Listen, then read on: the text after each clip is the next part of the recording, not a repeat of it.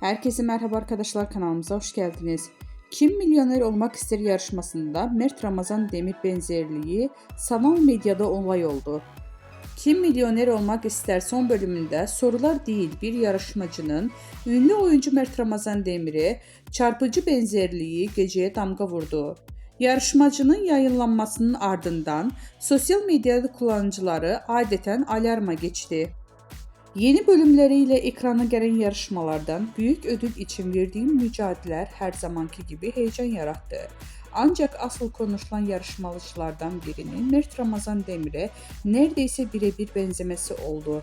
Mimikleri, duruşu, yüz hatları, bakışları seyirciler arasında büyük şaşkınlık yarattı. Kullanıcılar gerçek Mert Ramazan Demir mi yarışmada? Bu benzerlik tesadüf olamaz. İkizini bulmuşlar resmen gibi yorumlar paylaşıldı.